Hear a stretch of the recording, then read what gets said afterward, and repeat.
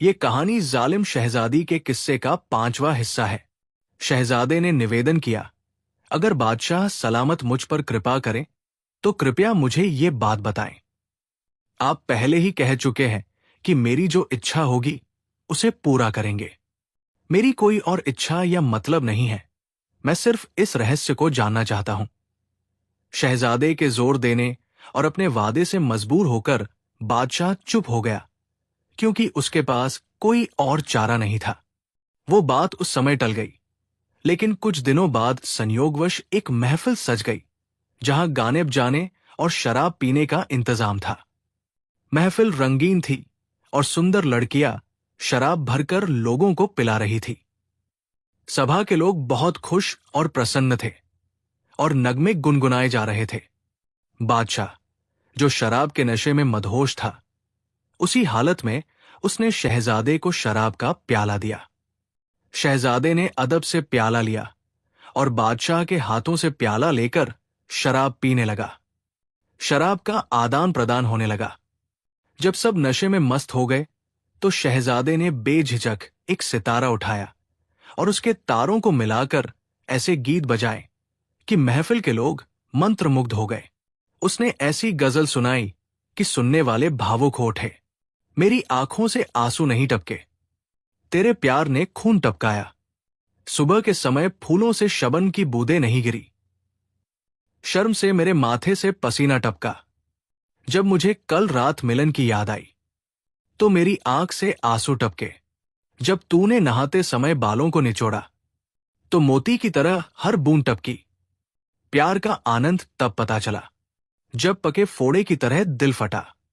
जब गजल खत्म हुई तो बादशाह ने शहजादे को पास बुलाकर कहा, तेरे गाने बजाने से हम बहुत खुश हुए। अब तुझे जो चाहिए वो मांग, जो इच्छा हो वो बता। शहजादे ने कहा, हे जहांपनाह, इस सवाल के अलावा मेरी और कोई इच्छा नहीं है कि गुल सनोबर के बारे में बताएं कि गुल सनोबर के साथ क्या हुआ। बादशाह ने कुछ देर सोचा और फिर कहने लगा, हे मुसाफिर, पहले तू मेरे साथ ये वादा कर कि जब तू पूरी बात सुन लेगा तो मैं तेरा सिर काट दूंगा। शहजादे ने कहा, मुझे यह भी मंजूर है। सनोबर शाह ने शहजादे से कहा, हे प्रिया, क्यों बेकार अपनी जिंदगी बर्बाद करता है? अब तेरे लिए समय है कि इस अनुचित विचार से दूर रहे और गुल सनोबर का हाल मत पूछ। लेकिन शहजादा किसी तरह नहीं माना।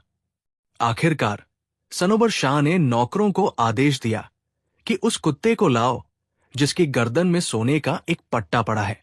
कई नौकर जो हमेशा खेत में मौजूद रहते थे कुत्ते को ले आए। कुत्ते को एक शानदार सोने और हीरे जवाहरात से बनी मखमली गद्दे पर बिठा दिया गया। उसके बाद कई दासियां आई। एक खूबसूरत औरत जिसके हाथ पैर नाजुक थे, उसे लोहे की जंजीरों में जकड़ा हुआ 2 अफसरों के पहरे में लाया गया। एक थाली जिसमें एक मनुष्य का सिर रखा था, सेवकों ने उस औरत के सामने लाकर रखा। उस दृश्य को देखकर जान शरीर से जैसे निकल जाती थी। फिर बादशाह ने भोजन लाने का आदेश दिया। शाही बावर्ची खाने का रसोइया और दारोगा खाने पीने की लाजवाब और स्वादिष्ट चीजें लाए। कुत्ते के आगे दस्तरख्वान बिछाया गया। जब कुत्ता भरपेट खा चुका और खूब संतुष्ट हुआ, तब उसका जूठा खाना उस औरत के आगे एक भयानक थाली में लाकर रख दिया गया।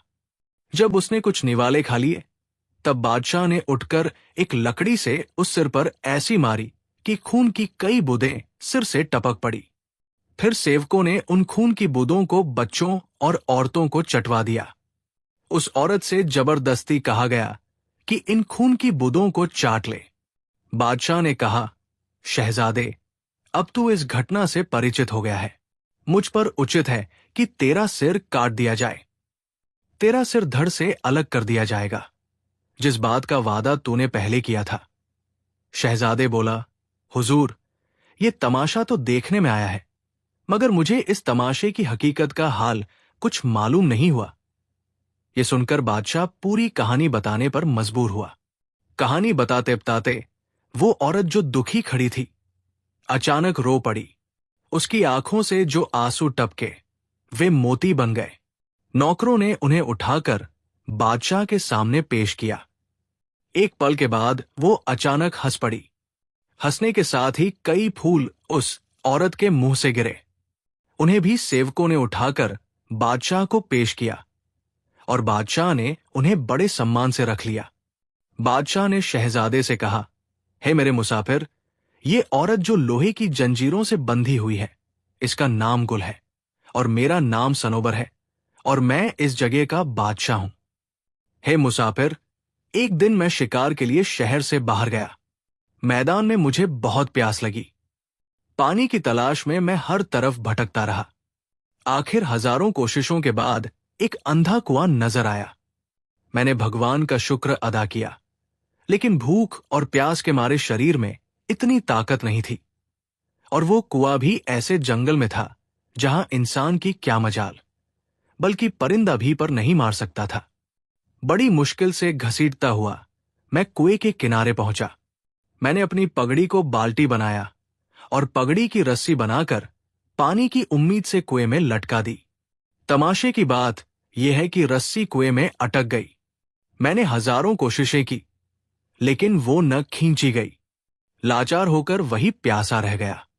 फिर मैंने ऐसे पुकारा, जिसने इस कुएं के अंदर ये काम किया है, भगवान के लिए मुझ मुसाफिर पर दया करे और इस इंसान को छोड़ दे। किसने ये रस्सी पकड़ रखी है कि रस्सी खींची नहीं जा रही? प्यास के मारे मेरा दम निकला जा रहा है और कलेजा मुंह को आ रहा है। मुझ पर यह जुर्म क्यों किया जा रहा है? मुझ गरीब इंसान पर मेरी दया जारी करने पर। कुएं में से एक आवाज मेरे कान में टकराई, हे मुसाफिर, हम बरसों से इस कुएं में पड़े मर रहे हैं और अल्लाह के वास्ते हमको यहां से निकालो। इस जिंदगी से मौत बेहतर है। हमारे निकालने से तुझे बड़ा फायदा हासिल होगा। मैंने हजारों कठिनाइयों, मुश्किलों और मेहनत से उनको कुएं से बाहर निकाला। मैंने देखा कि वे दो औरतें अंधी और कमजोर थी। उनका कद धनुष की तरह झुका हुआ था। हाथ पैर सूखकर कांटा और टेढ़े हो गए थे। शरीर मिट्टी जैसा दुबला पतला था। आंखें अंदर धंस गई थी। दांत सड़ गए थे और सिर हिल रहा था। कदम उठाने में भी लड़खड़ा रही थी। सिर के सारे बाल रुई की तरह सफेद थे। कमजोरी और दुबलेपन के कारण जिंदगी से निराश थी। पूरे शरीर में झुर्रियां पड़ रही थी। ये देखकर मैंने पूछा, तुम्हारे यहां कैद होने का क्या कारण था? तुम्हें इस कुएं में किसने कैद किया था? उन औरतों ने कहा, हे मुसाफिर, यहां के बादशाह ने गुस्सा करके हमको अंधा बनाकर इस कुएं में डलवा दिया था। अल्लाह ने तुझको भेजा कि जिसने हमको इस कुएं से रिहाई दिलाई। हम तुझे एक दवा बताते हैं, तू वो मिलाकर हमारी आंखों में लगा दे। हमारी आंखें तुरंत रोशन हो जाएंगी और तुझको बड़ा सवाब मिलेगा। और आंखें ठीक होने के बाद उसके बदले हम तेरी किसी भी सेवा से पीछे नहीं हटेंगी और तेरे दिल में जो कोई इच्छा होगी तुझे जल्दी हासिल हो जाएगी। तब मैंने पूछा, कहो, तुम्हारी आंखों की क्या दवा है? उन्होंने कहा, हे बाबा, यहां से थोड़ी दूर पर एक गाय का झुंड रहता है। उसके किनारे पर एक गाय चरने के लिए हमेशा आती है। अगर तू उसका गोबर लाकर हमारी आंखों में लगा दे तो अभी हमारी आंखें रोशन हो जाएंगी। मगर वो गाय जब चरने के लिए आए तो अपने आप को उसकी नजरों से बचाना, क्योंकि अगर उस गाय ने तुझे देख लिया तो तुझे मार डालेगी। मुसाफिर, मैं उन अंधी औरतों से ये बात सुनकर गाय की तरफ चला गया और उसी जगह पहुंचा जैसा उन अंधी औरतों ने मुझे बताया था। मैंने वहां जाकर देखा कि एक गाय पहाड़ जैसी कदकाठी वाली और इतनी बड़ी शेर थी कि जिसके देखने से पानी भी डर जाएगा। दरिया से निकली और किनारे पर चरने लगी। मैंने अपने आप को उसकी नजरों से छिपा लिया। जिस वक्त गाय चरने के बाद अंदर दरिया में चली गई, उस वक्त मैं उसका गोबर उठाया और फिर वापस चला और कुएं के किनारे पर वापस पहुंचा और वो गोबर उन औरतों के हवाले किया। उन्होंने जैसे ही अपनी आंखों से वो गोबर लगाया तो उनकी आंखें देखने लगी। वे इधर उधर देखने लगी, भगवान का शुक्र अदा किया और मेरी बहादुरी की तारीफ करने लगी और बोली, हे मुसाफिर, यहां परियों का एक बादशाह भी रहता है। उसकी एक बेटी बहुत ही सुंदर है। इतनी खूबसूरत कि जिसके चेहरे की रोशनी के सामने सूरज भी बेचैन और चांद भी उसके नजारे से शर्मा जाए।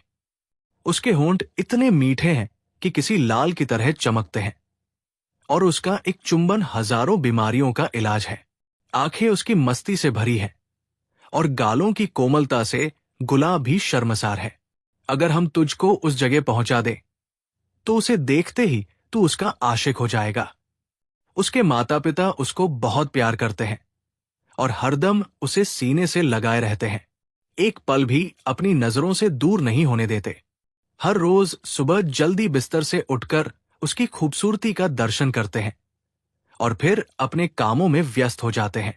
हम तुझको उसके पास ले जाते हैं, तू उसके साथ बहुत आनंद लेना।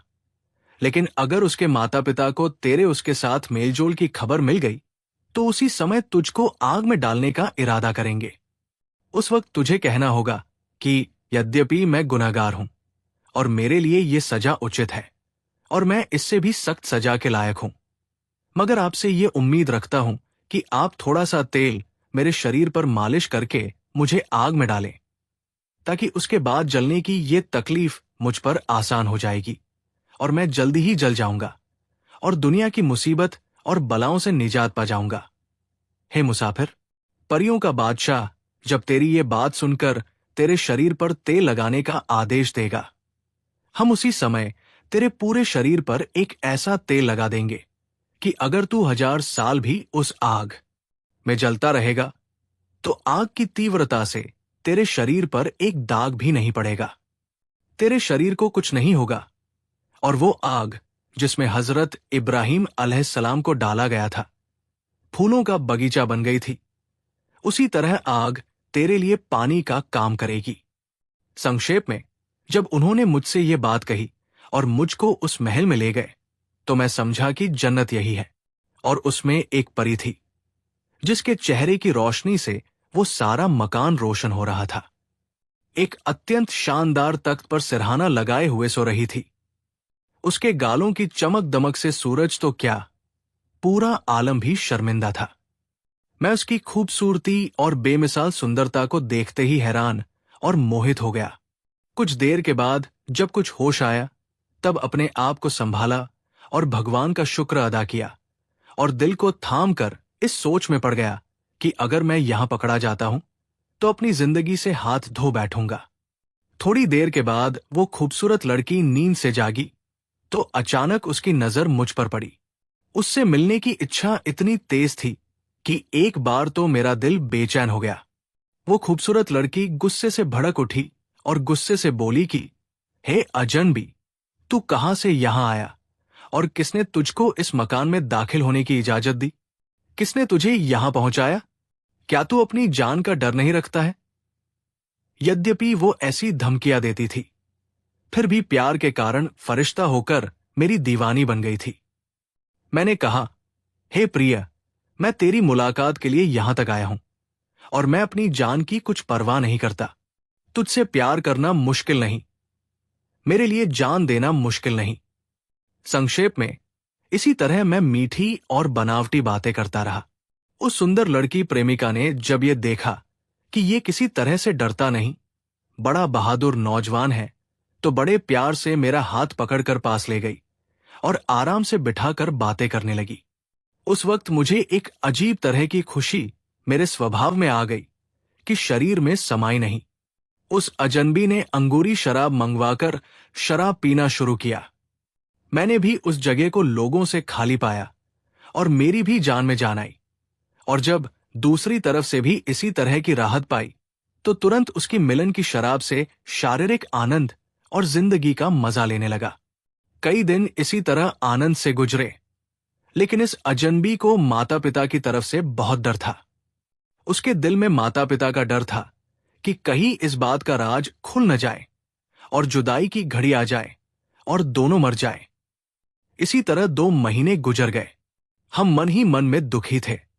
आखिरकार एक दिन उसके पिता ने, जो परियों का बादशाह था, लड़की के चेहरे में अजीब तरह का बदलाव देखकर हैरानी से एक लंबी सांस ली और उसी समय उसकी मां को बुलवाकर कहा, क्या तुम्हें लड़की की कुछ खबर है?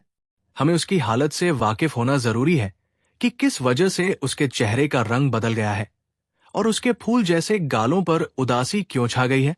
उसे क्या सदमा पहुंचा है। उसकी मां उसके पास पूछने लगी, हे मेरी आंखों की पुतली, किस वजह से तेरी ये हालत बनी है? तू क्यों उदास है? अगर सच नहीं कहेगी तो तुझे अभी मार डालूंगी। संक्षेप में, उसके माता पिता जितनी उसकी मिन्नतें करते, जितना पूछते, वो सिर झुकाएं और खामोशी के सिवा कोई जवाब न देती। उसकी खामोशी से उस राज का पर्दा उसके पिता पर खुल गया। उसने ये समझ लिया कि लड़की ने किसी के मीठे होठों का स्वाद चखा है और उसी आनंद के चक्कर में अपनी आत्मा को तड़पा रही है। किसी नौजवान का प्यार का तीर इसने अपने कलेजे पर खाया है और अपनी इज्जत और नाम को बर्बाद करके अपनी किस्मत पर दाव लगाया है। परियों के बादशाह ने गुस्सा होकर आदेश दिया कि लड़की के इज्जत के कमरे की तलाशी ली जाएगी और जो वहां मिले उसे आग में डाल दिया जाए ताकि वो जल भुनकर राख हो जाए। बादशाह के आदेश के अनुसार देवों ने मुझे महल के शराबखाने से ढूंढ लिया, बाहर निकाला और बहुत सी लकड़ियां जमा करके ऐसी आग भड़काई कि नरक की आग भी उसके सामने हल्की हो गई। वे मुझे आग में डालना चाहते थे। मुझे तुरंत उन बूढ़ी अंधी औरतों की बात याद आई जिनकी मदद मैंने की थी। मैंने वो दुआ बोलनी शुरू कर दी कि हे परियों के बादशाह, जो कुछ सजा इस बेकार के हक में तय की गई है वो उचित है, ठीक है, मगर खुदा के वास्ते थोड़ा सा तेल मेरे शरीर पर लगाकर आग में डलवा दिया जाए, जिसकी वजह से मैं जल्दी ही जल जाऊंगा और दुनिया के दुख और मुसीबतों से जल्दी निजात पा जाऊंगा। परियों के बादशाह ने मेरी बात कबूल करके मेरे शरीर पर तेल लगाने का आदेश दिया। तुरंत उन बूढ़ी परियों ने थोड़ा सा तेल, जो खुदा जाने किस चीज का था, मेरे शरीर पर मल दिया। आग 7 दिन तक चलती रही और मैं उसमें जलता रहा, मगर उसने मेरे शरीर पर कुछ असर नहीं किया और खुदा के फजल और करम से मेरे एक बाल पर भी आग नहीं लगी, बल्कि वो हजरत इब्राहिम अलैहिस्सलाम पर लगाई गई आग जैसी फूलों का बगीचा बन गई। उन्होंने, जो मेरी निगरानी के लिए नियुक्त थे, ये सोचा कि इंसान जल भुनकर राख हो गया होगा, राख बन गया होगा। उन्होंने इस बात पर जाकर बादशाह को खबर की कि जिस इंसान को आग में डालने का आदेश दिया गया था वो उसमें जलकर राख हो गया होगा, क्योंकि 7 दिन गुजर गए हैं। बादशाह ये सुनकर आदेश दिया कि उसकी राख उठाकर दूसरी जगह फेंक दो। जब देव उसकी जली हुई राख, उसके शरीर की राख उठाने के लिए वहां पहुंचे और राख के ढेर की तरफ झुके, तो मुझे जिंदा पाकर बहुत हैरान हुए। दिल में सोचने लगे कि ये इंसान जरूर कोई बड़ा इंसान है और ये लड़की अल्लाह ने इसी की तकदीर में लिखी है। सब दूर परियों ने बादशाह को समझाया कि इस लड़की का निकाह इस इंसान के साथ करना उचित है। बादशाह उनकी बात सुनकर राजी हो गया, उनकी राय से सहमत हो गया। संक्षेप में, एक दिन शुभ घड़ी पाकर शादी की तैयारी का आदेश दिया। तमाम हरम और नौकर आदेश के अनुसार शादी की तैयारी में व्यस्त थे। जल्दी ही शादी के तमाम इंतजाम हो गए। बड़े धूमधाम से शादी की महफिल संपन्न हुई। मुझे अपने सामने बुलाकर मुझे मेरे खानदान और वंश के बारे में पूछा। मैंने निवेदन किया कि मैं शाही खानदान का हूं। आपकी लड़की के प्यार का तीर मेरे जिगर पर लगा है। इस वजह से अल्लाह ने आपको मुझे गिरफ्तार करवाया है। अब आपका जो जी चाहे तो मुझसे कर जाइए। बादशाह ने मेरी ये बात सुनकर मेरे हाथ और पैर खुलवा दिए और अपने शुभ हाथों में मेरा हाथ पकड़कर मुझे अपने बराबर माफी मांगने लगा। मैंने अदब से बादशाह के पैर चूमे। संक्षेप में, 2-3 दिनों के बाद शुभ मुहूर्त के अनुसार उस लड़की के साथ मेरी शादी हो गई। कुछ दिन शहर में आनंद से बीते। कुछ दिनों के बाद वतन वापस जाने का इरादा किया और बादशाह से जाने की इजाजत मांगी। बादशाह ने उपहार के तौर पर बहुत से लाल, जवाहरात और चांदी सोने का खजाना देकर लड़की के साथ मुझे विदा किया और हमारी सुरक्षा के लिए कई परियों को भी हमारे साथ कर दिया। परियां हम दोनों को एक तख्त पर बिठाकर हवा में उड़ गई। इस तरह मैं अपने देश में आ पहुंचा। मुसाफिर, वो लड़की जिसका नाम गुल है, यही है जो जंजीरों के साथ बंधी हुई है। मैंने अब सब हाल तुझे सुना दिया है, तो भी अपने वादे के अनुसार तैयार हो जा कि मैं तेरा सिर धड़ से अलग कर दूं। तब शहजादे ने कहा, हे सनोबर शाह, अभी तक मेरी तसल्ली नहीं हुई है, क्योंकि बिना ये जाने कि गुल ने आपके साथ क्या किया कि वो आज इस बुरे हाल में नजर आ रही है। बाकी कहानी तो आपने मुझे सुना दी, मगर इस गुल का ये हाल किस तरह हुआ, ये तो मुझे सुनाइए। मैं किस तरह अपना वादा पूरा करूंगा? आप ही बताइए कि गुल ने ऐसी कौन सी बेवफाई और धोखा दिया कि जिसके लिए आपने उसके पांव में बेड़ियां डाल रखी है और ये सख्ती उसके हक में की गई है। सनोबर शाह ने फरमाया, हे मुसाफिर, जरा ध्यान से कान लगाकर सुन। गुल की बेवफाई का हाल। ये कहानी अभी जारी है। इसका अगला हिस्सा अगले वीडियो में मिलेगा, जिसका लिंक इस वीडियो के नीचे विवरण में मौजूद है। उस लिंक पर क्लिक कीजिए और इस कहानी के अगले हिस्से पर पहुंच जाइए और हमारे चैनल को सब्सक्राइब और वीडियो को लाइक और शेयर करना मत भूलिए। धन्यवाद।